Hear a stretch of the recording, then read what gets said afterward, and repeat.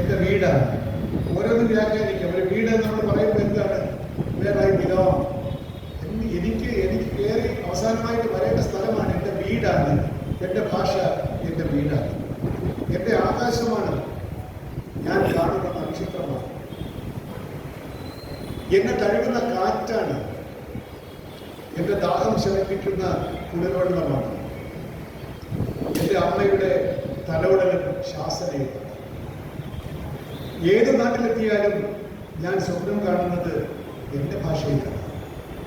എൻ്റെ ഭാഷ ഞാൻ തന്നെയാണ്. ഇതാണ് എൻ്റെ ഭാഷ.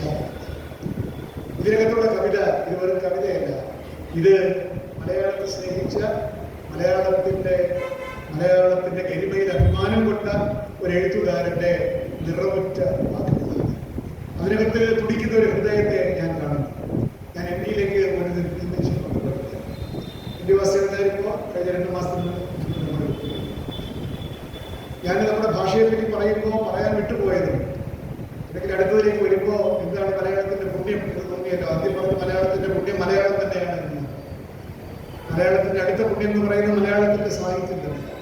ആ സാഹിത്യത്തിലേക്ക് വരുമ്പോൾ നമ്മൾ എഴുത്തച്ഛൻ മുതൽ ആരംഭിക്കണം. ഈ എഴുത്തച്ഛനോട് നമ്മുടെ ഭാഷയും നമ്മുടെ എഴുത്തും നമ്മുടെ ജീവിതവും എന്തുമാത്രം കടപ്പെട്ടിരിക്കുന്നുവെന്ന് ഏറ്റവും അധികം തിരിച്ചറിഞ്ഞ ഒരു വലിയ വ്യക്തിയാണ് ഉദ്യോഗസ്ഥൻ. ഞാനിതിനെപ്പറ്റി പലയിടത്തും പറഞ്ഞിട്ടുണ്ട്, എഴുതിയിട്ടുമുണ്ട്. അദ്ദേഹത്തിൻ്റെ 60ാം പിറന്നാളും മറ്റുമാണെന്ന് എനിക്ക് തോന്നുന്നു. അദ്ദേഹം ഇംഗ്ലണ്ടിൽ വന്നപ്പോൾ ഞാനും അവിടെ പഠിക്കാൻ പോയപ്പോൾ ഞങ്ങൾ അവിടെ ശ്രമിച്ചു.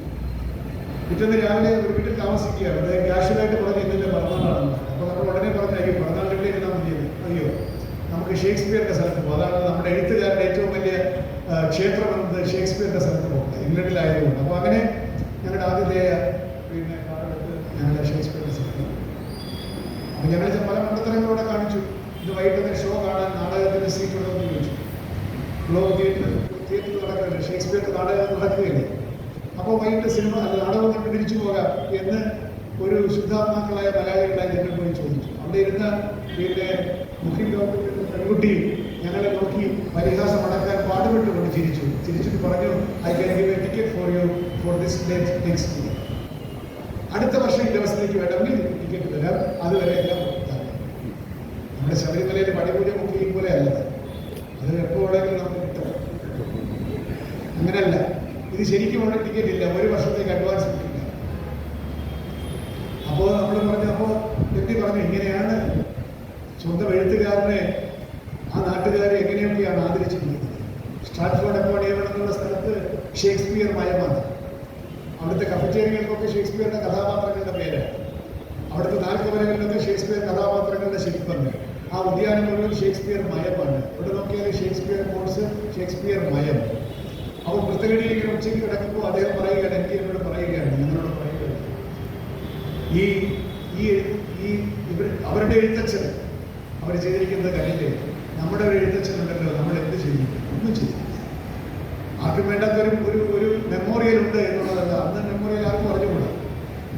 ശരിക്കും നമ്മളൊക്കെ ഈ ഭാഷ പെരുമാറുന്നത് അദ്ദേഹം നമുക്കിത് ക്രോഡീകരിച്ച് തന്നതുകൊണ്ടാണല്ലോ എന്ന് പറഞ്ഞ ഒരു MT വാസുദേവൻ നായർ. അദ്ദേഹം തിരിച്ചു വന്നു, തുഞ്ചൻ പറമ്പിന്റെ ചെയർമാനായിരുന്നു ഗവൺമെന്റ്.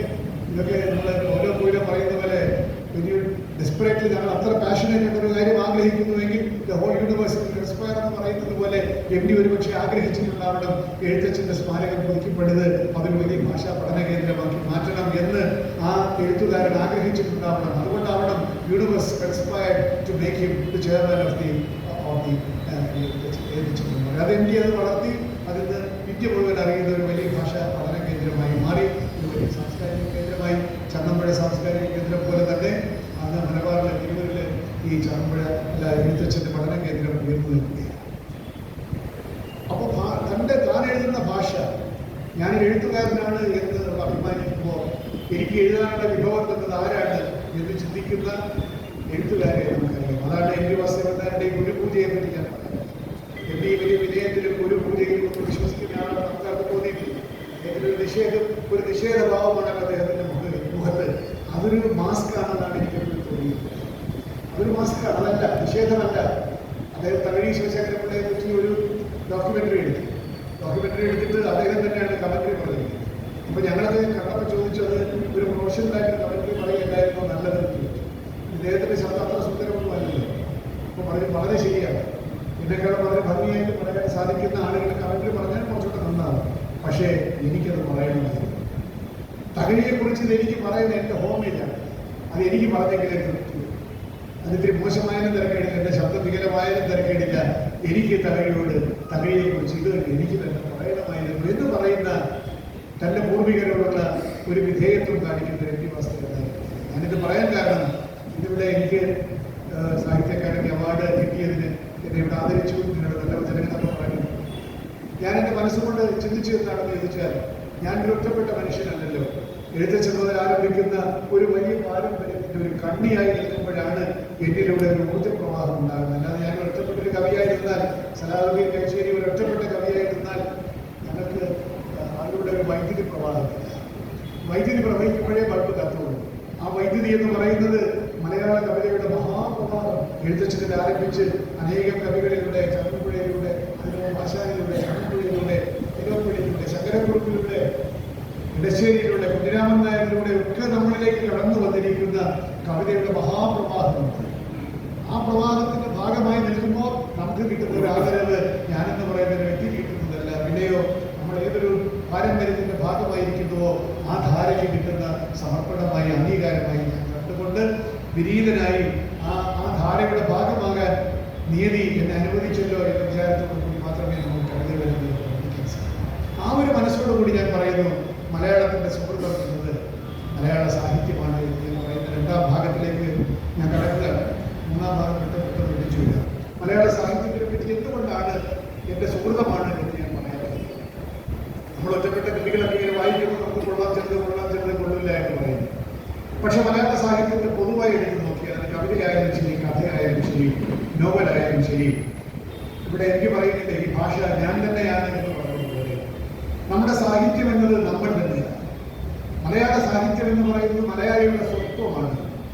അനേകം എഴുത്തുകാരിലൂടെ ആവിഷ്കരിക്കപ്പെടുന്ന ജീവിത വ്യാഖ്യാനങ്ങൾ, മനുഷ്യ കഥാനുകായികൾ എന്ന് ആശാൻ പറഞ്ഞ മനുഷ്യ കഥാനുകായികളായിട്ടുള്ള ഈ സാഹിത്യമെല്ലാം തന്നെ നമ്മളുടെ തന്നെ ആത്മാവിഷ്കാരമാണ്, സ്വത്വാവിഷ്കാരമാണ്. ഞാനിത് പറയാൻ കാരണം, മറ്റ് ഭാഷകളിലെ സാഹിത്യം പരിശോധിക്കുമ്പോൾ ഇപ്പോഴും നമ്മൾ 50കളിലും 60കളിലും ഒക്കെ എഴുതിക്കൊണ്ടിരുന്നത് പോലുള്ള രാജാപ്പാർക്ക് എന്ന് പറയാൻ പാടില്ലെങ്കിലും നമ്മളാരും സാഹിത്യ പ്രവർത്തനത്തിന് വേണ്ടി ഒരിക്കലും തിരിഞ്ഞു നോക്കാത്ത പ്രമേയങ്ങൾ ഇന്നും സാഹിത്യത്തിന്റെ അരങ്ങിൽ വാഴുന്ന ഒരുപാട് സാഹിത്യങ്ങൾ ഇന്ത്യയിലുണ്ട്. എന്നാൽ മലയാളിയെ സംബന്ധിച്ചിടത്തോളം ഏറ്റവും നിസ്വനായിട്ടുള്ള ദുഃഖമനുഭവിക്കുന്നവന്റെ കഥകൾ പറഞ്ഞുകൊണ്ടാണ് മലയാള സാഹിത്യം ഉണ്ടെങ്കിൽ അതിലേക്ക് വരുന്നതിന് മുമ്പ് എന്തുകൊണ്ട് മലയാളിയുടെ മനഃശാസ്ത്രം, സാമൂഹ്യ മനഃശാസ്ത്രം ഈ നിന്ദ്യതയോടും പീഡിതനോടുമാണ് നിലനിൽക്കുന്നത് എന്നതിന് ഒരു സാമൂഹ്യ മനഃശാസ്ത്രമുണ്ട്. അതൊരു പക്ഷേ നിങ്ങൾ പ്രതീക്ഷിക്കാത്ത ഒരു കഥയായിരിക്കും ഞാൻ പറയുന്നത്. എല്ലാവർക്കും അറിയാവുന്നതും ഈ സന്ദർഭത്തിൽ പ്രതീക്ഷിക്കാത്തതുമായ ഒരു കഥ. മലയാളിത്വത്തെ, മലയാളിയുടെ വാസനാവികൃതിയെ എന്ന് വേണമെങ്കിൽ വിശേഷിക്കാം. പഴയ കഥയാണ്. മലയാളിയുടെ ചില നിലപാടുകളെ, നമ്മളെ നിർവചിക്കുന്ന ചില സാമൂഹിക നിലപാടുകളുണ്ട്. ആ നിലപാടുകളുടെ എല്ലാം ബീജം നമ്മുടെ ഒരു ആദ്യ കഥയിൽ കിടപ്പുണ്ട്. അത് നമുക്കെല്ലാം അറിയാവുന്ന മാവേലിയുടെ കഥയിൽ ആ മലയാളിയുടെ സ്വത്വത്തെ നിർവചിക്കുന്ന ഒരു ആദിമ ബീജം. അത് ഭാഗവതത്തിലെ കഥയാണോ വിശ്വപുരാണമോ എന്ന് എനിക്ക് അറിഞ്ഞുകൂടാ. അതിലേക്കൊന്നും പോകണ്ട. അതിനെ പുരാണത്തിൽ നിന്നും അടർത്തിയെടുത്തിട്ട് നമ്മൾ അറിയുന്ന മാവേലി കഥ നമ്മളൊന്ന് സംക്ഷേപിച്ചാൽ വളരെ എല്ലാവർക്കും അറിയാവുന്ന കഥയാണല്ലോ. മാവേലിയെ ഒരു ചെറിയ ടെക്നിക്കൽ ഇന്റർപ്രിട്ടേഷനിലൂടെ, അതാണല്ലോ ഒരു നിയമത്തിലുള്ള ഒരു ടെക്നിക്കൽ ഇന്റർപ്രിട്ടേഷനിലൂടെ അദ്ദേഹത്തിനെ കീഴടക്കില്ല. അദ്ദേഹം തന്നെ കൊടുത്ത വാക്കിനെ ഒന്ന് ദുർവ്യാഖ്യാനം ചെയ്തിട്ട് പിന്നെ എനിക്ക് എൻ്റെ മുതൽ മണ്ണ് അങ്ങനത്തെ 2 ഞാൻ എടുത്തു, ഇനി സ്ഥലമില്ല, അതുകൊണ്ട് നിന്റെ നല്ലതായെന്ന് പറഞ്ഞിട്ട് ചവിട്ടി താഴ്ത്തി എന്നുള്ളത് എല്ലാവർക്കും അറിയാം. അപ്പൊ അതിനകത്ത് ഇന്റന്റ് ഓഫ് ഇത് പ്രോമിസ് ചെയ്തപ്പോൾ ഇന്റന്റ് അതല്ല, അറിയില്ല. 3 അടി മണ്ണ് എന്ന് ഞാൻ ഉദ്ദേശിച്ച 3 അടി എന്ന് പറയുന്ന ഈ അടിയല്ല എന്നും ഇത് ദുർവ്യാഖ്യാനമാണെന്നുമൊക്കെ പുതിയ നിയമത്തിൽ നമുക്ക് വ്യാഖ്യാനിക്കണമെങ്കിലും അങ്ങനെയല്ല പഴയ കഥ. അദ്ദേഹം വാക്ക് പാലിച്ചു, അദ്ദേഹം സ്ഥാനഭ്രഷ്ടനാക്കപ്പെട്ടു. He was exhaled. നാട് കിടന്നു. ഈ അതലം ത്രിതലം അതട വിതലം പാതാളം എന്നൊക്കെ പറയുന്നത് കൊണ്ടോ ഇതെന്ന് പറഞ്ഞു. പക്ഷേ ഹി വാസ് എക്സൈൽഡ്. എങ്ങോട്ട് പറഞ്ഞു വിട്ടു? പാതാള സമാനമായ ഒരു ലോകത്തേക്ക് പറഞ്ഞു വിട്ടു. പലപ്പോഴും വരാനൊരു വിസയും കൊടുത്തു. Annually to be redeemable once a year എന്നൊരു വിസയും കൊടുത്തു. വർഷം തോറും പറയാനുണ്ട്.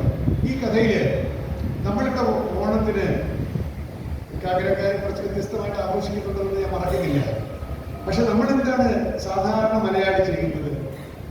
ഞങ്ങളൊക്കെ കൊച്ചായിരിക്കുമ്പോൾ ഈ പൂക്കളം ഉണ്ടാക്കി ചെറിയ പൂക്കളമൊക്കെ തോവാളയിൽ ഇഷ്ടംപോലെ പൂക്കളമൊക്കെ വരുന്ന സമയമായിരുന്നു. നമ്മൾ എവിടെയെങ്കിലുമൊക്കെ പോയി അറിഞ്ഞാൽ പിന്നെ ചാണകമൊക്കെ മെഴുകി 4 പൂവൊക്കെ വെച്ചിട്ട് പൂക്കളമൊക്കെ ആർക്ക് വേണ്ടിയിട്ടാണ് ഈ പൂക്കളം? എനിക്കതിൻ്റെ കഥയും ഐതിഹ്യമൊന്നും അറിയില്ല. പക്ഷെ മഹാബലി വരുന്നുണ്ട്, പൂക്കളമൊക്കെ ഒരുക്കി നല്ല ഭംഗിയായിട്ടുണ്ട്. കാരണം അദ്ദേഹത്തിൻ്റെ വിസ റെഡി ചെയ്യപ്പെടുന്ന ദിവസമാണ്. അദ്ദേഹം വരും. എല്ലാ മലയാളികളുടെ വീട്ടിലും വന്ന് നിങ്ങളെല്ലാം സന്തോഷമായിരിക്കുന്നല്ലോ എന്ന് ഉറപ്പ് വരുത്തിക്കൊണ്ട് അദ്ദേഹം സന്തോഷമായിട്ട് തിരിച്ചു പോകും. ഇതാണല്ലോ നമ്മുടെ സാമൂഹിക വിശ്വാസം. എന്നാൽ മഹാവിഷ്ണുവിന്റെ അവതാരമാണ് പിന്നെ വാമനൻ എന്ന് പറയുന്നത്. വാമനമൂർത്തി കൊണ്ട് പൂജിക്കുന്നുണ്ടെന്നില്ല, കുഴപ്പമില്ല. പക്ഷെ ഈ പ്രത്യേക സന്ദർഭത്തിൽ മലയാളിയുടെ മനസ്സ് ചവിട്ടിത്താഴ്ത്തിയ വാമനനോടൊപ്പമാണോ, അത് മഹാവിഷ്ണുവിന്റെ അവതാരമാണെന്നുള്ള കഥയൊക്കെ അവിടെ നിൽക്കട്ടെ, വാമനനോടൊപ്പമാണോ, അതോ ചവിട്ടിത്താഴ്ത്തപ്പെട്ട, ചതിക്കപ്പെട്ട, നാട് കടത്തപ്പെട്ട ഈ നല്ലവനായിരുന്നു, അതുകൊണ്ട് തന്നെ നല്ലവനായിരുന്നു, പോയാളുകൊണ്ട് നല്ലവനാണ്, അങ്ങനെയുണ്ട്, മരിച്ചു പോയവരെ പറ്റി നല്ലതേ പറയാൻ പാടുള്ളൂ എന്ന് പറയാൻ പോലെ നാട് കടത്തപ്പെട്ട ഈ മഹാബലിയോടൊപ്പമാണോ നമ്മുടെ മനസ്സ് എന്ന് ആലോചിച്ചാൽ നമ്മൾ ആരും ഇപ്പോൾ വാമന ജയന്തിയൊക്കെ ആഘോഷിക്കുന്നത് അതിന് മറ്റു ഒരു പരിവേഷവും ഞാൻ കൊടുക്കുന്നില്ല. പക്ഷെ മലയാളിയുടെ മനസ്സ് സ്ഥാനദുഷ്ടനാക്കപ്പെട്ട ആ രാജാവിനോടൊപ്പമാണ്. 1957 EMS മന്ത്രിസഭയെ അന്നത്തെ കേന്ദ്രഭരണം പിരിച്ചുവിട്ടു. ഇപ്പോഴും മലയാളി പിരിച്ചുവിട്ടത് മറക്കാത്തതാണ്. പിന്നീട് നിയമസഭ ഉണ്ടാവാം, എനിക്കറിയില്ല, കേരളത്തിൽ ഞാൻ ഓർക്കുന്നില്ല. പക്ഷേ 57 EMS നമ്പൂതിരിപ്പാടിന്റെ മന്ത്രിസഭയെ പിരിച്ചുവിട്ടത് നമ്മുടെ ഹൃദയത്തിൽ പതിഞ്ഞു. എന്താ കാരണം? കാരണം നമ്മൾ കൊയ്യും വയലെല്ലാം നമ്മുടേതാവും വൈകല്യ എന്നൊന്ന് പാടിക്കൊണ്ട് ഇവിടെ പിന്നെ അധ്വാനിക്കുന്ന ജനവിഭാഗത്തിന് വേണ്ടിയിട്ട് പാടത്ത് പണിയെടുക്കുന്നതിന് വേണ്ടി നമ്മൾ കൊയ്യും വയലെല്ലാം നമ്മുടേതാകുന്ന ഒരു നാടുണ്ടാകാൻ പോകുന്നു, ഒരു നാളെ ഉണ്ടാകാൻ പോകുന്നു, ഒരു അരുണാമമായിട്ടുള്ള ഒരു നാളെ ഉണ്ടാകാൻ പോകുന്നു, സോഷ്യലിസം പുലരാൻ പോകുന്നു, മനുഷ്യരെല്ലാവരും ഒരുപോലെയാകാൻ പോകുന്നു എന്ന സ്വപ്നത്തിന്റെ സാക്ഷാത്കാരമായി നമ്മൾ കണ്ട ഒരു ഭരണകൂടത്തെ ഏതോ ഒരു വാമനമൂർത്തി വന്ന് അട്ടിമറിച്ചതിന്റെ കഥ നമ്മളുടെ മനസ്സിൽ പതിഞ്ഞു പോയത് ഈ ഓണം എന്ന് പറയുന്ന മിത്ത് മലയാളിയെ നിർവചിക്കുന്നു. ഇപ്പോഴും നമ്മൾ വന്നിട്ടില്ലല്ലോ, എത്രയോ ഗവൺമെന്റുകളെ പിന്നെ വളരെ നിർലജ്ജമായി, വളരെ നിസ്സാരമായി പിരിച്ചുവിട്ടുകൊണ്ടിരിക്കുന്നു. നമുക്കൊന്നും അറിയേണ്ട കാര്യമില്ല. പക്ഷേ ഈ ഗവൺമെന്റ് പിരിച്ചുവിട്ടത് ഞങ്ങളുടെ ഒരു ഓണസങ്കല്പത്തിലുള്ള മഹാബലിയെ എങ്ങനെ സ്ഥാനഭ്രഷ്ടനാക്കിയോ അതേ തന്ത്രമാണല്ലോ എന്ന് നമ്മളിപ്പോഴും വിചാരിക്കും.